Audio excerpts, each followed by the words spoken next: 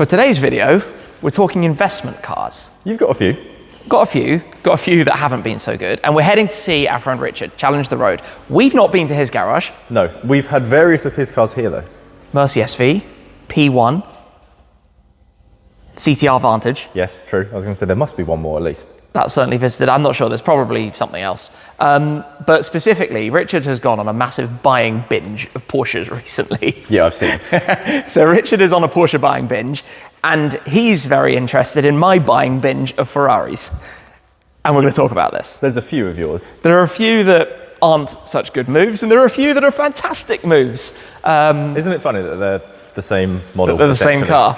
The one that's the poster child for going this way is over there, and the one that's actually gone massively that way is over here. We're going to talk a lot more about that today. But on the topic of investment cars, we were just thinking, what car should we take? Like, which car in here you might not necessarily think about or consider. I know. This one.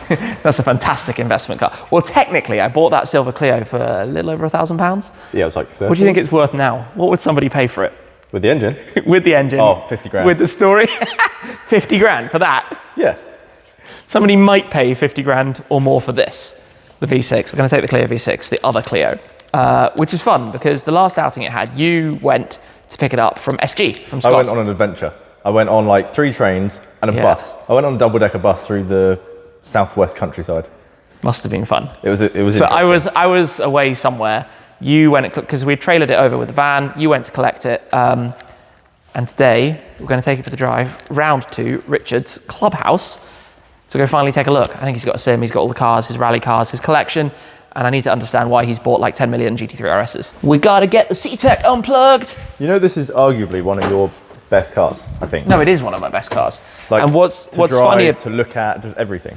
What's funny about it is when we bought it, we knew it would be a lot of fun. Like, we knew it would be a cool car, and I loved the look of it, the side pods, these massive arches, people not knowing what it is, but I didn't know how much I would go on to really enjoy driving it. It's just a very special thing. Like, each time you drive it isn't just the get in and drive. It's get in and drive and go, wow, this is something special. Yeah. Release the C-Tech quick connector. Look. I do have to always give my shout out to all of this stuff's so nice. Pure Motorsport rose jointed top mounts. We did a good job. We made a fantastic car. There are some like pretty serious parts on this.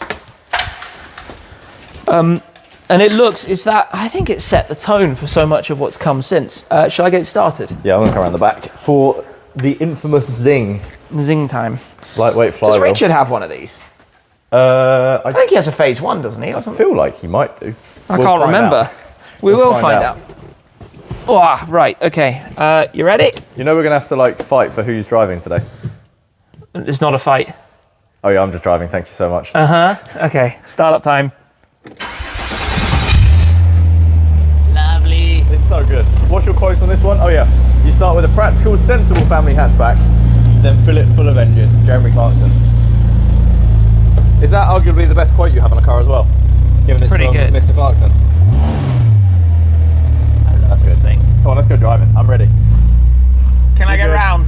Yeah, you're fine. Turning circles, not the best in this thing, is it? Not at all. Oh dear. Clio V6 coming out. Good colour. Good colour. Do you see the Jaguar? He squeezed in full on last minute across the hatchings. I mean, that sums up the driving that we've been seeing, well, just recently. There's a lot of chaos on the first. I don't know what's going on. Why would you lane change here? And the person on the left just put to the right up there, the Mercedes. Oh my days. Welcome to the UK, Tim. Yeah, patience needed today. I bet you're excited to get out of the UK. Not that driving in the US is any better necessarily. No, that's coming up next. It's car week. I mean, if you go to Florida, driving in the US is definitely not better. But California, it's just everyone at Mach 10, full speed everywhere. And at this time of the year, hypercars, supercars. I'm looking forward to the traffic problems in Monterey. Because the traffic jams in Monterey are second to none. You'll sit in traffic and next minute you'll be like, ooh, F50. Basically. And there are going to be a few F50s around this year. Oh yeah, I've seen. Quite a lot of them. Clio V6 is not exactly the best motorway car, given we have a journey that is primarily motorway. Yeah, because it basically makes this noise you're hearing now the whole way. And I don't know if it ever comes across on video, but it's quite loud. It's okay, it's supposed to be fun, but it is not quiet. It's funny, we sounded like old grandpas right now because who wants the car to be too quiet? time. That's every like car guy's reaction to a tunnel, isn't it? Just tunnel!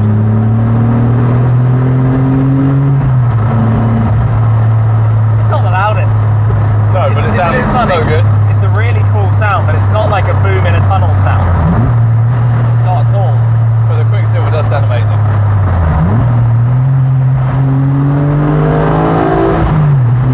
There you go. I was going to say, you need to get it up to the red line. But it's still not the loudest like that in the world. No, but it just changes. Like once you get high up in the RPM, it just screams. We've never filmed like a flyby of this somewhere, have we? No, I don't think so. We need to. Maybe we'll try and find somewhere today to do it. You drop me off here, go and do a loop around the M25, and I'll meet you in like an hour. With that traffic jam that's only just finished. Oh yeah, true. Don't do that. See you in about an hour. And the rest. We've changed our mind. Crossing the Dartford Bridge. It's Eurotunnel time, right? Yes. Can you believe this? So the car that's about to come past us here in the 50, it just slowed down, a moment ago was sitting in the right lane of an empty motorway, going a good 10-15 miles an hour under the speed limit. That they have been lane hogging to the max, like the most lane hogging possible. Oh my goodness, I can't believe they've actually gone by past us. We did kind of joke that probably would happen, and it has. I mean, and now in typical fashion, we're now about 10 miles an hour under the speed limit, but oh goodness me. Breathe deeply. You just almost have to laugh. You have to find it comical. You do. The weird thing is, like, that's a brand new car. It's a 25 plate Hyundai Tucson. It probably has adaptive cruise. It at least has normal cruise. You've got to be a little bit into cars to have a brand new 25 plate car. Yeah, for sure. So for sure, it's a nice brand new car. So what's up with the driving? Like, what? Why? And how am I now going to end up getting back past again? Because we know that I don't see a car in front of them that close. No, there isn't. There's a massive gap. Just if you come left, then we can have a look. Yeah. Look at the gap. Like just sitting there like that under the speed limit. Not supposed to go past you on the left, but you've now massively slowed down. Looks like some chaos down there. We're going to have that fun when it's time to go home again. Back through the tunnels. It's such a weird concept, isn't it? You've got bridge one side and then tunnel the other. Well, it's because of the expansion. Wasn't the one tunnel was there, then it became 2 tunnels, then the bridge was built? Is that right? I have no idea. It's before us. Maybe. I don't actually know when it was. Before me, maybe. Certainly. Back in the day. There was a Toyota... Land Toyota. Yeah, new Land Cruiser, the big like boxy, very aggressive off-road looking things. Yeah. Oh yes. Speaking of the Nürburgring, BTG. We know where he's going. W8. I've seen this car online somewhere recently. 8 BTG. I would bet he's on the way to the Nordschleife. That's very nice. I would say 100% that's on its way to the Nordschleife. I mean, it's funny given we were just joking about this is the way to go to the Eurotunnel on a road trip. I think you should buy one of them. An E92. An E92. Check it out. Make it a little ring tool. I think I would do an E46 though. I think I've actually seen him on the motorway before. Yeah, that can be the next project. Next project, maybe a ring tool. We've talked about it a lot over the years. Dan and Taylor. Are you ready? We need to enlist your help. Oh, that sounded cool. Are you sure you want A46? I mean, the V8 of that thing sounds cool. NAV8. He's beating us with lanes. Isn't it weird? Left lane is people exiting. Right lane is people just being silly. You know this lane here is completely empty. Yeah, but it's a long way up. You're not supposed to undertake. No, for sure. But just, I mean, in general, it is empty. That looks so good. You need one of them. I don't know why you're suddenly a massive E92 guy. But I'm just a BMW guy now. You have become a BMW something. Fanboy, obsessive, nerd. We're flying now. Lover. Okay. In your family wagon. Yes. No? Yes. Something like that. Here we are then. How you doing? Yeah, really good, Tim. You right? All good, all good. Yeah. Let's talk about the cars, the collection. Yeah, it's coming together, and I've been here probably just over a year now. It's gone really quick. Okay. But I should add that normally you also have your simulators, you have everything else, but things are in setup for the event. yeah, so we've got Hever Castle this weekend. So we've taken 4 of the sims we have here, and they're going to be used obviously for the event and the people. And we love all the kids going on. We've got 2 for kids, 2 for adults, and set some times. And then we've got a few of the cars that we want to take down today. We've got some on trailers arriving there now, so they'll be down there later. Cool. And this is sort of Yeah, I say it's probably about a quarter of my cars, but I just wanted an area that I could see them. That's my desk there where I work. I can relate. And it just gives me inspiration to, try and do well. And I've been, maybe fortunate to have cars that have appreciated and given me money to do things like this. Definitely. So what I hadn't appreciated before getting here was that we are going to be taking a few cars later on. Yeah, that's mini convoy over to Eva. Come on, should we walk, let's go around. Yeah, we should end at the GT3 RS. Okay, so we start, Escort Cosworth, this was in my time, my favourite car. I always wanted one. And, these dropped down in value a lot because of insurance. Yep. They were more to insure than the price of the car. So probably a bit like the Clio V6s for the next generation. Yeah, so these dropped down to like £11,000-12,000 and then I wanted to buy in, and I probably overpaid a little bit, but I was in a bit of a funny state of mind thinking I have to have an Escort Cosworth, and I actually bought this one and a rally Escort Cosworth on the same day. Right. Because I just thought... So you had to have one, so you bought two. So I bought two, which you'll probably see there's a bit of a theme with that. There is, yeah. And then this is petrol brew. They only made this for a 13-month run. Okay. And I just love the look of it and love the car. And they've appreciated since that time. I mean, there was some records at 200k. This is 29,000 miles, so nice mileage. You're going to drive it today. It's so distinct, isn't it? I love it. And when you go to petrol stations, everyone's like, Richard, I love this Escort Cosworth. It's a fantastic car. Crazy cool thing. And then going on to the Diablo, I haven't driven this. We have got a problem with the clutch, which we've got to do at some point, which the owner didn't know. I found it when I drove. But it's the first UK registered car to Rod Stewart. Yeah, that's cool. That's some cool provenance. This was Rod Stewart's Diablo. And the first one in, which is great. And at the time, I just bought the 650S Spider and the Barchetta. Okay. So I got a call saying, Richard, you said you wanted a Rod Stewart Lamborghini. I said, I can't get a third car in a week. you were messaging me as you were buying each one. You were like, I just bought this, I just bought this. And then you said this, and I'm like, another one? Well, I'd been chasing the Diablos, and they were 100, 120, 130, and the Murcielago kept going up. Yeah. And then I was like, when do I come in? Yeah. So I come in at sort of 250 range for the car. But it was, at my time, this was an iconic shape. The only time I'd see this is like in Marbella, in Spain, when we were on holiday, and you'd look and you'd see the Diablo and you'd go, wow. So you talk about coming in at an interesting time. To anybody watching this video from, let's say, the US, the idea of the first one with serious celebrity provenance, in pretty good shape, at that price tag, doesn't make any sense. Like, our market is so soft compared to where because they're up at 500s or whatever. It's crazy, which I guess is telling you that there's a lot of headroom. There's a lot more kind of space still to go with that. When I was there, I had the Murcielago SV, the Countach, and the Diablo, and the Countach was up for, I think, 800. The Murcielago was $1 million, and then this was like 250. And it didn't make any sense. No, it doesn't. And I think if the three wasn't together, I maybe didn't buy it. Interesting. Because I wasn't going there to buy it. Yeah. I went in and then went, hold on a second. This can't be 250. So in my eyes, I see 500. Yeah. That's what, not now, but that's what I see. In terms of presence down the line. And then when you look at how many are made and it's getting lower, and then you go online and you see Rod Stewart in it, and it just becomes more of a... That's super cool. But I've got bits to do. I mean, we've got a bit of body work to do and getting it right. But they had 20,000 spent on it just before I got it. So everything's really just that clutch now. Yeah. They also do a power steering conversion on a button. Okay. Because it's very heavy, so you can just have that on a button now. So I'm going to get that done. Interesting. So you put some money on the Diablo route. You also go heavy on the rally car route. Well, I think at the time, road cars for me weren't quite doing it. I wanted something a bit more. And if you look at the era I was in, you would look at, say, an F40, but they would be so much money. Yeah, for sure. So I thought, well, if I went for a rally car that's a competition car, I then obviously thought, well, they need an MOT, they can go on the road. Yeah. I thought, well, if I'm in at this sort of money, so I'm going to give you an example. So back then, this was, I think, £100,000 I paid, and it was 10,000 for forward to repaint it exactly as McRae had it at Catalunya. Yeah, okay. But then when I got it, the rally driver at the time, David Bogey, who drove this car, said to me, Richard, just don't drive it on the road.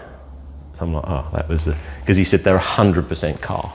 Yeah, you need to be going full throttle. Exactly, all the time. Otherwise, so I haven't really. I did at one point. I thought, well, I'm just going to go for a drive. I don't care. And I run out of fuel after about because I didn't know the fuel just evaporates. Every 6 months because it's like 102 RON or whatever. Ah, okay. Yeah, so I didn't realise. So I'm thinking, well, I know I've got no fuel, and then I was stuck on a bend, and it was a bit of a nightmare. So I thought, no. But I mean, this is my era, McRae. So if you're looking at sort of values now, this has appreciated a lot, and that allows me to go on again. The interesting thing is when do these become not as valuable? You know, so I'm like 52 coming up, so when does that age? I get you. Do you know that? Like, no, I completely get you. It's always a curve. The Yeah. biggest example of this is talk Ferrari 250 GTO. Yeah, Not necessarily the most expensive car in the world, but often referenced as the most expensive car in the world. They hit 70 million US. Yeah. But that's because they were the poster childs for a lot of people back in the 60s who obviously now are no longer buying cars. Yeah. So younger generations, yourself and myself, we don't look at a car from the 60s. We look at a much more recent generation. I was worried this was too old. Or almost. Do you know what I mean? Like the Mercy went like this. If you look at cars, it's a pretty consistent curve with age range. Yeah. Cars have their peak value when the people who had them on their posters are in their 50s-ish. Yeah. You know, have been able to become successful. The P1 we know very well because we got to enjoy. Yeah, I mean, it was a car I probably never thought I'd have. Yeah. If I'm honest, because of, values and that. But I was trying to use some of the equity I built up in other cars to go, right, which one of the Holy Trinity would I buy? And that was, I love researching stuff anyway. So you're looking at because I remember when the 918 come out, when I went to buy one, they all sold. It was like there was a sudden run. And I spoke to Porsche, and they said that they had a 918 event, and after that, they sold all the allocation. Yeah. They flew customers to Leipzig. Yeah. And it was that event, and that was where they locked in all the rest. But your P1 is no ordinary P1. Firstly, because full exposed carbon tinted purple. Yeah. One of one, literally one of one. Yeah, and I didn't know it had the crystals when in the paint, Swarovski crystals, because I didn't realise, because I thought there's like a metallic in it, and it's actually crystals. Yeah, it's very cool. Obviously, the person who ordered these additional panels, because it was done after the fact, was a good friend. So I had seen this car in the past as well. So really cool to know it's in, or at least the bodywork, because the body the panels, I should say, were on a different car. And you're going to come with me when I run this car, aren't you, Bedford? We're definitely going to do something cool with it. Yeah, bring the 675.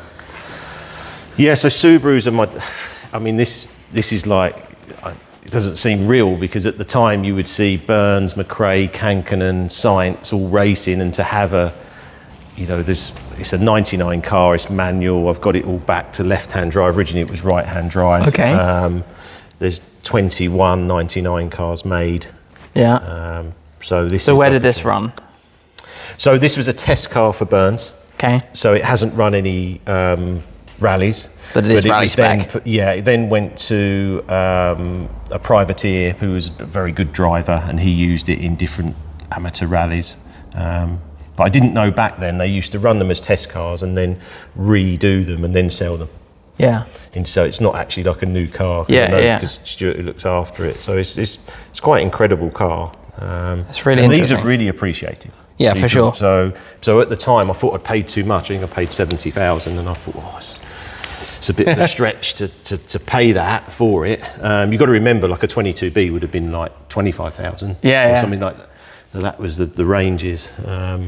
And that's done really well for me with the two rally ones. But also it's not all about money, it's about having things you never thought you can have. That's that's why with the cars you have to wait. Looking up from your desk, right, and being like, I'm lucky to own that.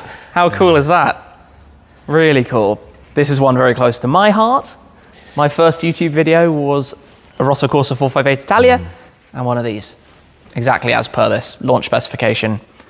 I mean, I would never have known this would appreciate as much as it has. It doesn't make much sense on paper because they weren't desirable at the time. No. Lamborghini struggled to sell all the Mercy SVs. Well, they couldn't sell this one. I mean, this was going to go to auction. Oh, really? From new? So I think that I ended up about 340 and it had done 3,000 miles. And I thought, again, I've paid too much, you know. I'm incredibly jealous of that. Right-hand drive, low mileage. Oh my goodness. And then it was only because I was looking at it and they said there's not that many UK cars, and then you think, and then it was supposed to be 186. We now know it's a few more. And then you think, well, crikey, how many cars are there under 200, say? Yeah. Made. And then you had like the F40s at 1,300 made. So I'm really interested to find out eventually how many they did actually make. On ECR, we have, I think, approaching 300 of them, just under 300 of them. Right, okay.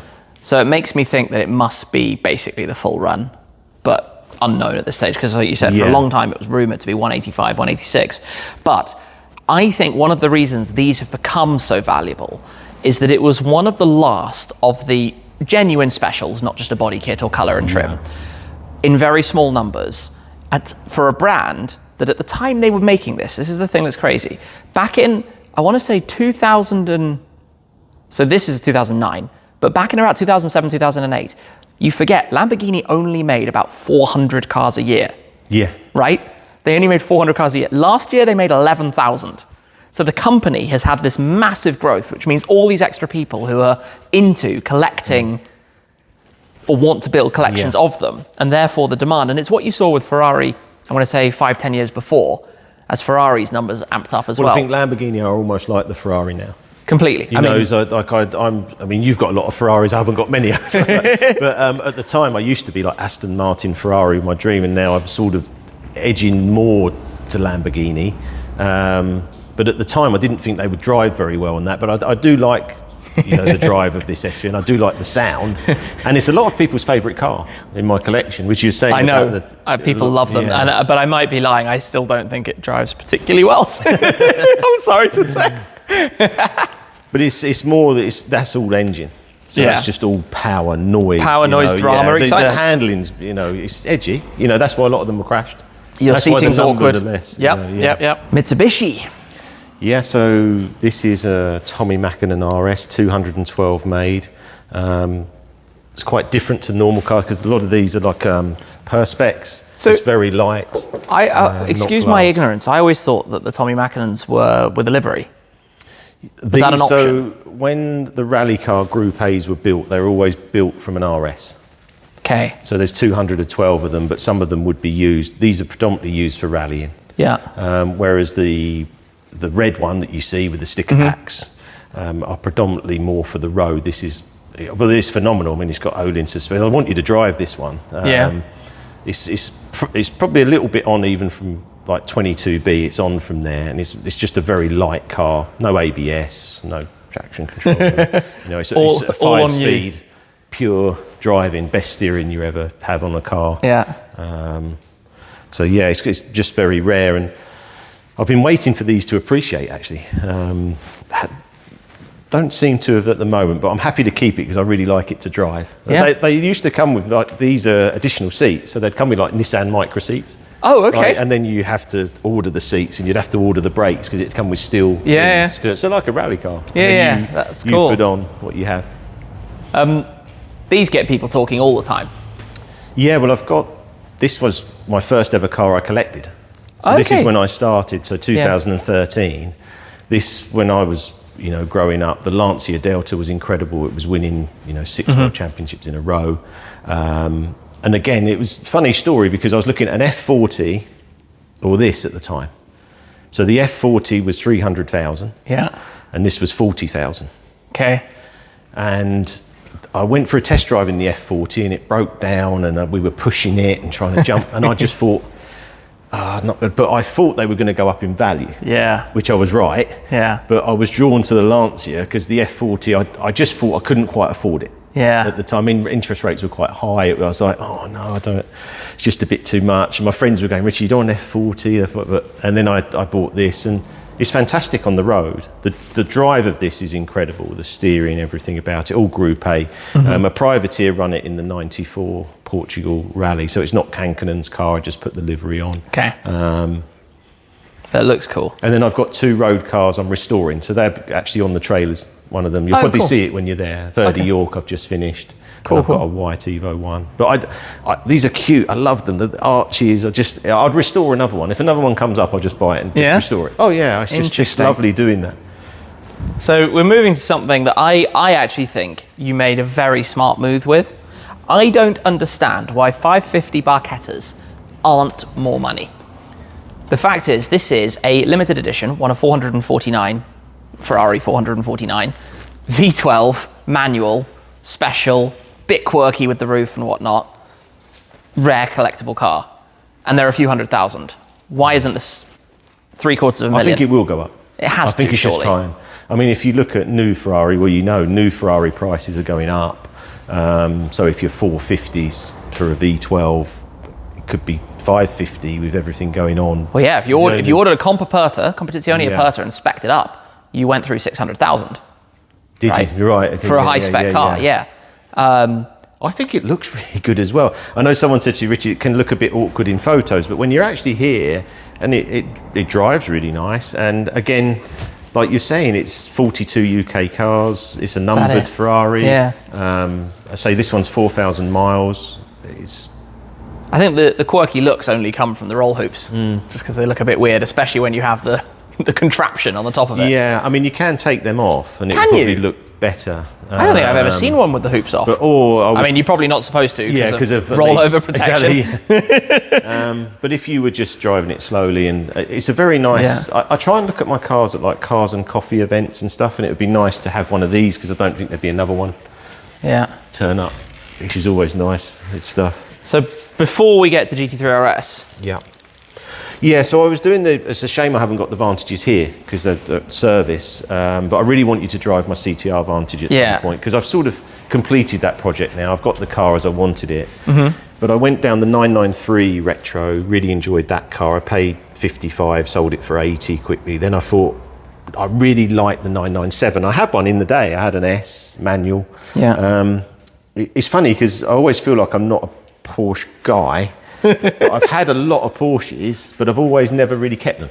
Yeah, so fair. I have 968 Club Sports, all the way through.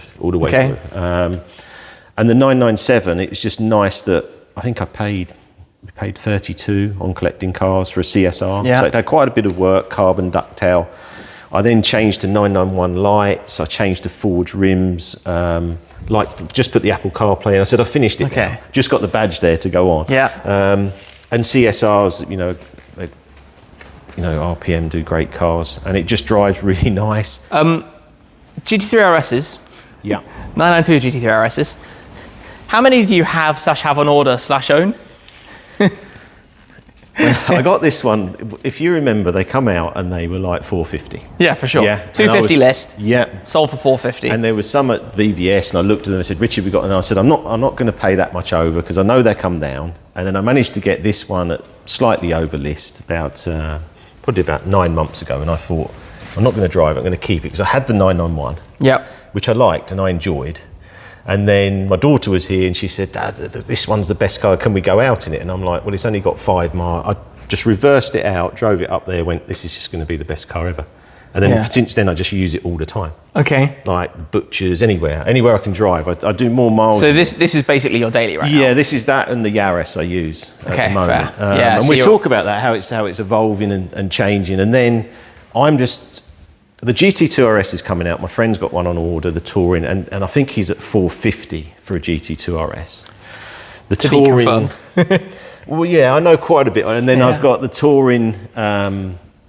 They're looking at sort of 210 to 240 because you've got to buy the watch and everything. And then I thought, well, I'm doing this track days because my feeling, and we were talking a bit earlier about this, but my feeling is that we're going to be drawn to tracks because we're going to be these will be pieces that you look at and then you go to the track to drive. And that's what I want to do, and that's what I've been doing with Bedford. So then I thought, do a track day nearly every month or so now. I was, in the winters definitely, like so, because it's cheaper to do it. Because I was hiring it to myself because I thought, what do you do if you do well? You get a Porsche GT3 RS and you hire a track to yourself and you bring your mates. That's what you do. So cool. You have made it, sir. And then I thought, well, I love this so much, I'm going to try and get more. So I'm the type of guy that I don't give up very easily. So I started ringing round, and what happened was I had 2 calls at the same time virtually for another one. So I've ended up with 3. So I've got this one plus 2 more coming. And then I will use them for Bedford, and my friends will come and they will drive them. So you'll basically turn up at Bedford with your 3 GT3 RSs and go have an absolutely epic time with your mates. Everything under warranty, no hassle. Where do you go from there? This guy's a legend. I love that. That's so cool. So what's the plan? Should we take this for a quick spin? I think, yeah, and people have been selling these because I don't think they understand the car. It's complicated. Yeah, and I want to show you how I run it, and it's taken time to understand all the sport settings, track settings, everything on there. Well, we'll talk about it when we're driving. And you understand more about how you can improve the ride with the spoiler on the way out. Time to get this started up. Yeah, this is the one.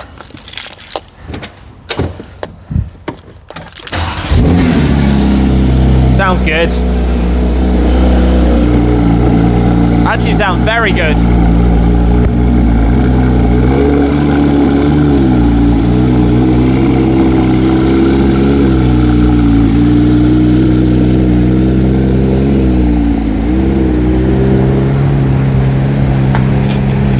Ah, that's cool. Clio V6 GT3 RS. I guess you're driving the Clio V6. Here we are, GT3 RS, straight into manual. Straight into manual, always into manual. And this is just in normal mode. Yeah. I think the reason that people have struggled a bit with these cars is that, so you want to be in normal, but you want to be in low aero. Most people don't adjust it. So if you're driving with dynamic, this spoiler's down and it's putting a lot of pressure, so your ride is more like that. So if I change to having the spoiler on, so when you put it in track mode, you see, feel that? Now if I press DRS, so you can feel that. So if I press DRS, whoa! Yeah, so you've got to learn how to use this car. I actually, honestly, didn't know that. I mean, I've not driven one of these on the road, but just changing the DRS position. Well, you can run low, so I run low in normal all the time, so the spoiler's hardly coming down because it's 3 times, so I think it was £1,800 at whatever speed, or £600 without the spoiler.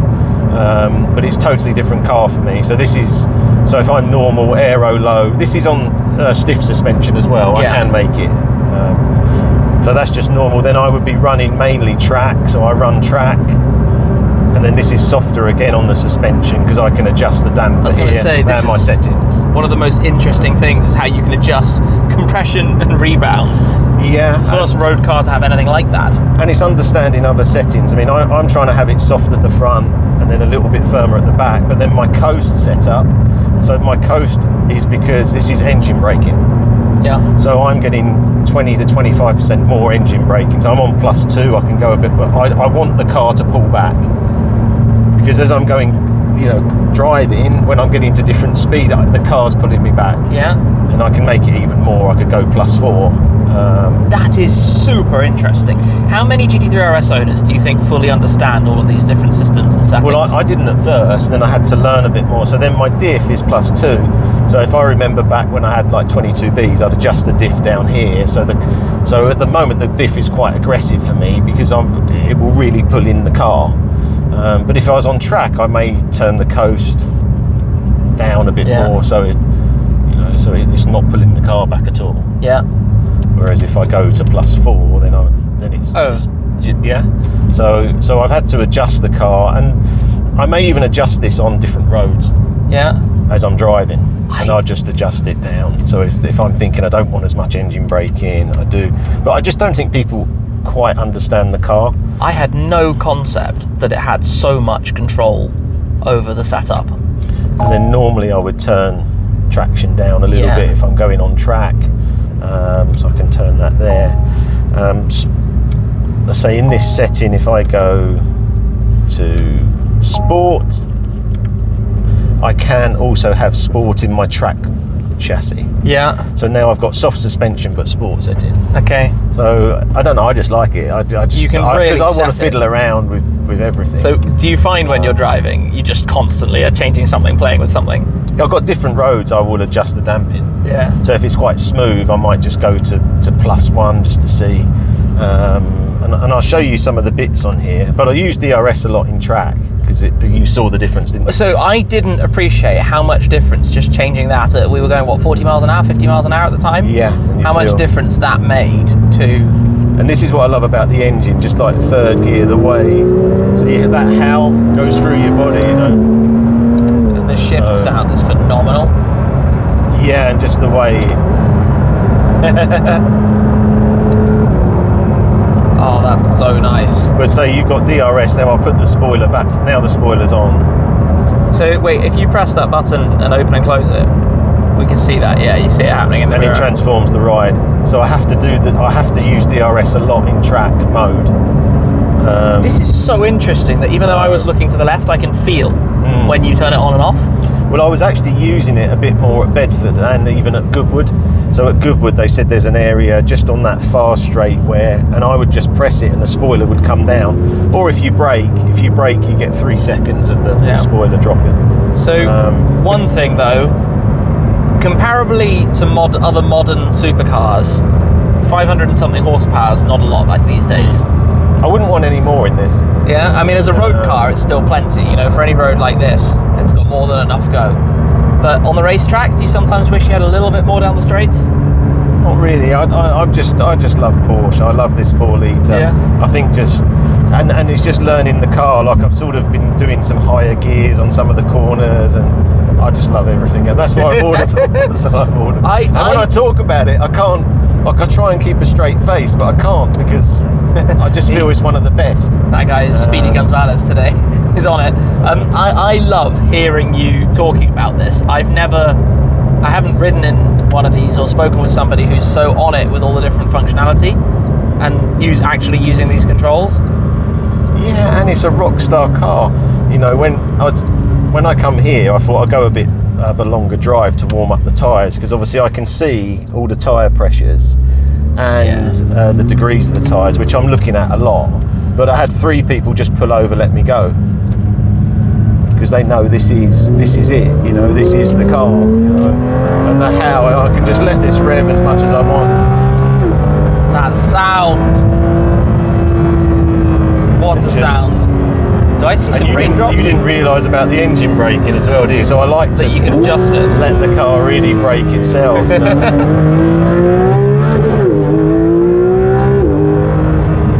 And it doesn't feel mega quick, and we're all within speed limits and whatever. But it's just enjoyable. I mean, it's a fun experience. My favourite thing is a country road, going to sort of 20, being in third gear, and the way the suspension can go. We might be able to do that up here, but when you get that, it's just phenomenal. Absolutely phenomenal. Yeah. Brad's showing off his 6-cylinder. Oh, it sounds nice. I think this is one of the first times I've watched that on the road. It looks so good, doesn't it? That's cool. It looks really nice. So we go here and we go a bit slower and we go third and we hear how that engine pulls and when it's a bit bumpy, if I put the spoiler on, you see how much I've been playing around. Yeah. But a lot of my friends have sold them because they thought it was too firm, but I just don't think they quite understood the car. And how that dramatic change with the spoiler, you know. So if you're going sort of slow and then 30 miles an hour, third gear. Yeah, even less, and you just and it gives a little howl. It goes almost through your body.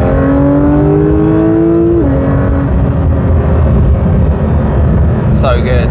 I'm amazed by the level that you can customize this. And to have it on the steering wheel, I mean, you can obviously put this compression to -4. So you can completely soften everything. Goodness, you feel that immediately. And now you're at a level of a standard Carrera. Because this is a bumpy road. I mean, the tarmac changes are proving that. But the ride is soft, apart from that bump. Well, yeah, it's what's incredible is that you're doing it here. Just on the wheel. You don't need to mechanically get out some spanners and stuff. No, and if I'm driving with different people, I will soften it off for what they like, and it's amazing. I think it's 25%. They were saying, but we'll go up here because it's quite a bumpy sort of road up here. But we'll just keep it all in soft, fully soft. Because this tarmac, you can see it's choppy. And we've got DRS open now as well. So that was with the spoilers closed, which made it so we've got DRS active, so, and then the traffic notice. Mute, no, this one, there we go, mute. So now we're in as soft as the car will be, but this is quite a bump. But this is where this engine, you know, when you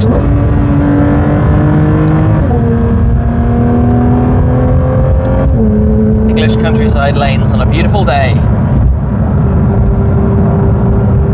Have we lost the Clio? And it's really bumpy up here, so... Oh goodness me, the road is really bumpy. But you're just sort of floating across. But for me, because I'm so attached to this car, I feel everything. Like this, I am the car. Yeah. There's no like, I mean, I just had the M3 Touring, which I just sold, but I'm sitting on top of the car, I'm not in the car. This is me. This car is me. Anything I do is me. Any movement I do, anything, braking, steering, you know, anything I do is me. You know, as I say, I find the soft too soft because it's going, so I would still have my settings, which were minus, what were they? Let's just all go 0. So they say 0 is the best at Porsche. Yeah. But I like to have -2. So it's all kind of relative as well, because German roads aren't as rough and bumpy as this. No, I mean, we're sort of on the worst of it. The other thing I found is that, like, the M3 really hurt my back and this car doesn't. I don't know if it's because I'm so in the car, as I was saying. But you've also adjusted the position, I think, of your seat, haven't you? I have to in the Porsches, every GT3 RS, 991, that bracket, I'm too upright. In the 991 I had an ultraviolet 991 RS, and I sold it because it was compressing on my chest, it's so upright, I didn't enjoy it. And if I'd known, and I saw a video and they said about a bracket, and as soon as I changed, a different car. Yeah. We've just got back to base. I've been given the keys to this. As you do, casual. I don't know what day it is today, I've lost count, but just a casual day at the office, right? I like how you say, I don't know what day it is, I've lost count. Because the day isn't normally a number. It could be the first day. Oh, it's actually the first day of a month right now. That's a pretty good way to start the month. Do you want to drive an Escort Cosworth RS? So you'll get behind the wheel of this. I'm going to take the Mercy SV. Yeah, which is cool. That was the plan all along. It spent so long with us, but then just timings and weather and things. Like a dream. I remember that sound. Yeah. It is so loud, this thing. Like super, super loud. It rumbles. Like it has a resonance. All right, Escort out. I like that. Very cool thing. FMC, Ford Motor Company on the plate. Let's hope this is going to be all right as rain, sometimes with fussy Italian cars. Okay, Mercy SV coming out. Beautiful. Sounds amazing as well. UFO. Here we are, Murcielago SV. And I tell you what, I had not forgotten how awkward the seating position is in here. Your legs face slightly towards the middle. You're sat in the most twisted way possible. You can see very little because it is enormous at the back, and a lot of it doesn't entirely make sense. Like, why is this such a spectacular car? But that's not the point, because the point is that it's iconic, that it's incredibly rare, that it didn't really have a purpose at the time, and this is what makes it so special now. These cars that have so many drawbacks, ironically, are actually some of the most desirable as a result. It's a very strange phenomenon of the industry. Aventadors, for example, for their time and their stage, again, what sense did they make? But yet, so ridiculously cool. So we're following Richard in his GT3 RS, got Brad in the Escort Cosy behind, and I'm just cruising in a Mercy SV. And we need to take it easy because the car hasn't been run for a while, so this is not a like Mach 10 immediate operation. This is a mechanical sympathy, an incredibly valuable car. Look after it, respect it. Set of circumstances, especially as I just try and navigate the width and the size of the car. To get some raw reaction then, because I've just jumped into an Escort RS Cosworth. I don't know how. Wow, when the boost kicks in as you get higher up the RPM. I don't understand how or why I'm driving this right now. It literally makes no sense. You can just hear turbo whistle. Like, a small amount of throttle and the turbo's whistling away. So I've got up in front the Murci and the GT3 RS. You are definitely on the wrong side of the road. Oh, this feels so good to drive around these twisty roads. You don't need to be going fast. We're doing 50 miles an hour. It's the speed limit. And we're just flowing. That V12. Listen to that. Just slightly up through the revs. What a cool thing! I am driving a Murci SV. Thank you, Richard. This is really cool. Just building up the revs. Oh, through that tunnel. Absolutely unbelievable. I don't know what it is, because on paper, I should not love this car. On paper, this should be everything that I kind of dislike about a car. It's awkward, it's not particularly fast, it's uncomfortable. But I tell you what, the reality is just somehow a concoction of bonkers in the best way. Coming out of the 50 mile per hour roadworks. Wow. Next to the Murci.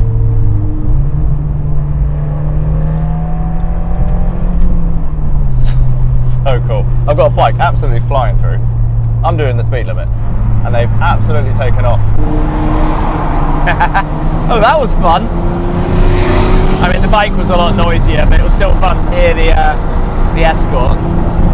So away we go. Am I going to give him an earful? Doing my best possible.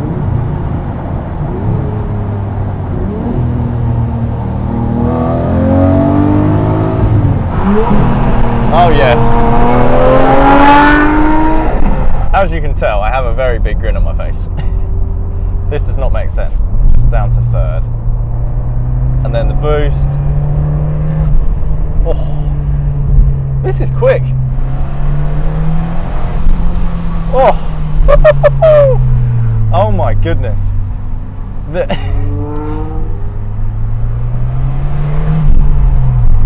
Oh, Richard, thank you.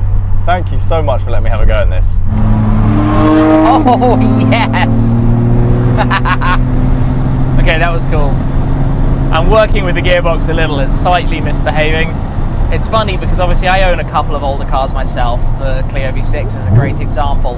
And you just have to be a little bit delicate with older cars, especially high performance cars. That's why I'm looking after this. I'm not just jumping in it and ragging the pants off it from the first second, because I don't want to be the one responsible for damaging something on this fantastic beast. I tell you what though, the ride of this car, the way it handles the bumps and undulations is actually vastly better than I would have imagined. I mean, at the end of the day, track cars weren't as raw back then as they are now. You know, the modern generation of cars are so stripped out and bumpy and rough. I think too much so. It's one of the reasons I like my Ferraris, because Ferrari make cars that are still road cars at the end of the day. Even the SF90XX is still a fairly compliant, comfortable driving experience, because if you want to race, you go buy a challenge race car or a GT3 car or an XX car, like a traditional XX car. But I tell you what, this is riding up the bumps really quite well. This is the first... No, I have driven an SV on the road before. I was going to say first SV. I've driven one on track, an orange car at Road Atlanta, and I drove one with Ed Bolian on the road, his red car when he had it. I'm not sure if I've driven another one, but certainly those spring to mind. Narrow lanes and a little bit stuck. Thank you very much. Thank you. The gearbox is also better than you give it credit for. Like, I'm not quite sure how this gearbox, the E-gear, and like the early Ferrari F1 gearboxes did such a better job than like the Aston Sportshift and the R8 R-Tronic, which were not fantastic. Anyway, we're not too far from where we're going now. Now we're in the tight stuff. Super narrow lanes, an absolute squeeze for those two cars to get through. I guess this is actually really small relative. It's an Escort, it's tiny. but still very aware of the value and just how special this is as a car and how important it is. Oh, the sound of the Murci in front is brilliant. The downshifts are like a bark. The road opens and so do the RPMs. Just listen to that second gear, that wail. What a tone. It's absolutely awesome. Around this corner, just a little squeeze. Woo-hoo-hoo-hoo! Through the gears.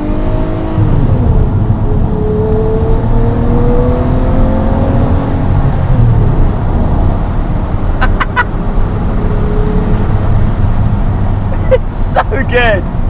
It's so stupid. This car makes no sense. No sense. I know I talk about this a lot, and as I've just been saying, but it doesn't click why this should be desirable. But yet it is. Yet it is. God, what an investment piece. When you bought it back at, well, Richard bought it for 300 and something, I believe. What a time to get in. I mean, I would have loved to, and I actually looked at them at one point, but can't buy everything, right? Got to make some choices, got to have some fun. I also particularly personally love the new car experience. You hear me talk about that all the time with my cars. I love being able to go through the motions, ordering, speccing, the weight, the delivery, the first miles, the running in, knowing the full history of the car, knowing if there's anything peculiar that it's doing, what's caused that, or at least the history of it that led up to that.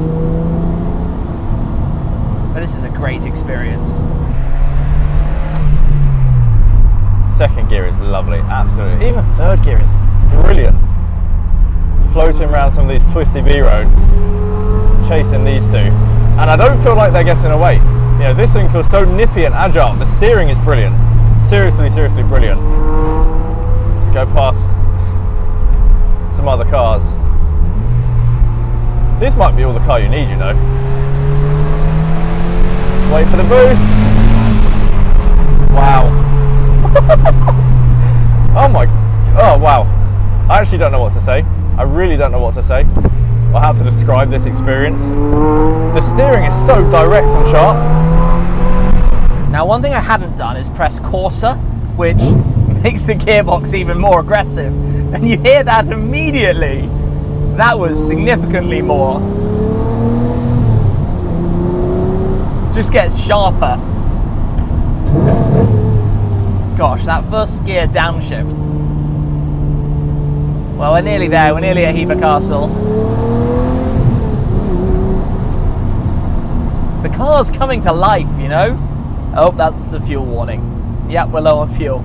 I think you're probably always low on fuel in something like this. Question is, realistically, what car would you take out of these? Let me know in the comments. I'm genuinely intrigued. Would you take 992 GT3 RS?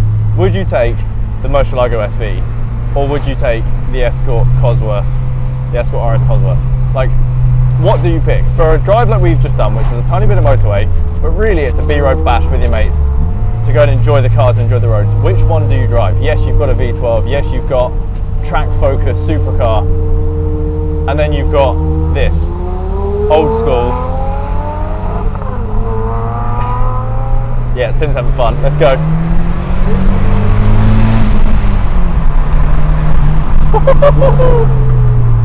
Honestly, let me know in the comments, which car are you taking? Here we are, Hever Castle. So front nose lift up, because I don't know what's around the corner for me. But we'll make it in, drive into the grounds. Where are we going then? Where are we going? You can't see, but I've got Brad next to me, A&B Transport. What's going on here? They're filming some kind of show or something, and we're just driving through in 3 pretty cool cars. Sorry guys. I have to say that we are currently driving through some pretty beautiful grounds here at Hever Castle. This is really cool, and behind was a big stage with some medieval show of sorts going on, which was also amusing because Oh my gosh, this is actually quite narrow. Because, yeah. Supercars and, thank you for the help. I can't see it at all when I'm driving over. Slow and steady does it, just in case. Follow the GT3 RS. Okay, we found a parking area. That must be where we are going. I'm gonna park next to Richard and we'll figure it out from there. Do you know what? I can't explain why this thing is so desirable, because it's rubbish, I know. but it's actually really cool. I know, on the road, it Like, looks incredible. hello? Country lanes. What? Buy it? I'll buy it for what he bought it for. Let me clamber out of here, out of the Mercy SV. Oh. Go on then, how's the Cosy? Incredible. Yeah? Seriously, that's a brilliant car.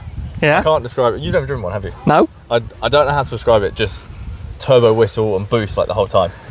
I'm not gonna lie, when you came past me, I couldn't really hear you. It's quiet, but when you're in here, you put the windows down a little bit or the whole way, and you just get turbo whistle from the front. Yeah. It's just incredible. Yeah. What a I've fun little driven run. a legend, essentially. Yeah. This is a legend of the car world. It's a tough job. Yeah, I know. Someone's got to do it. Thank you, Richard, as well. I'm sure you're the same. Like, yeah. Thank you for letting us drive these cars. Loved it. Absolutely very loved it. special. Also, what an incredible place this is. Yeah. Have you been here before? No, never. But driving through, it's quite funny with all the guys in the medieval costumes. Yeah, I said that. Yeah. Brad said he had. So Brad had to bring his truck and trailer through this same path we've just driven. Oh. Through. Yeah, RT6 through that. We've arrived. Yeah. You were just about to show us this, and I'm like, we need the camera on. Come on, talk to us. Oh, let me clip this on. Yeah. Let's go straight in with it. Lancia Delta Verde York. So this Verde is York. Yeah. So it's about. I think there was 200 made. I think Evo 1, and they made some Evo 2s, but I actually bought one of these before. I'm trying to think how long ago. And I paid 11,000. Yeah. I sold it for 40. Okay. And then Lancias were on a bit of a run, weren't they? And I'd really liked the green, and I liked the beige. And I bought this one at auction. Okay. Paid probably a little bit too much, but I wanted the project of restoring it. We've done all the interior. We've resprayed the whole car, just PPF the whole car. But it's sort of coming together now. The next bit is all the mechanical side. Yeah. So there's a bit of problem with the suspension, and it needs a bit of tuning. And then I've got the white Evo 1. But I'm just drawn to Lancias. I just think the proportions, isn't it? And so this. I know it's the thing. People either love them or they don't get them. I have to be honest. I'm not in the camp of it because I don't really get it. But you know, that's the thing with people. We all like slightly different things, different tastes. And I can see they have gone up a lot anyway. But I just think they're going to be like a classic car soon status. Basically is, isn't it? 40 years. And nice to drive. Yeah. They're not anything special, but they're just nice to drive. 4-wheel drive, very small, nimble. Oh, I love it. What little drive that was. Yeah, you enjoyed that, didn't you? I did a bit. Very cool. Nice to see the DRS in action on the GT3 RS. Yeah, I was doing that just to show you. It makes a big difference with the cars, doesn't it? And that Mercy looked unbelievable. Brad? Yeah. Happy? Incredible. Good day? Yep. That's, as far as Fridays go, that's pretty good. Thank you, Richard. I appreciate that. Not a bad Friday. I knew you'd like that Escort Cosworth. It's just a cool thing. It's just old school. Yeah. Well, I want to drive it with the new tyres and everything I've put on, and I've done quite a few bits lately, just getting it right. Epic. Well, I think that was pretty fun. This is an unusual little trio. Different generations, different eras, different price categories, different types of cars. But yeah, I think it's going to be time for us to make a move in a minute. Well, thanks for coming down. Thanks for helping me move. Son. Saves me tomorrow. The thanks is from us. I know, yeah. I promise. Cheers, Thank you man. for the day. Appreciate it. So cool.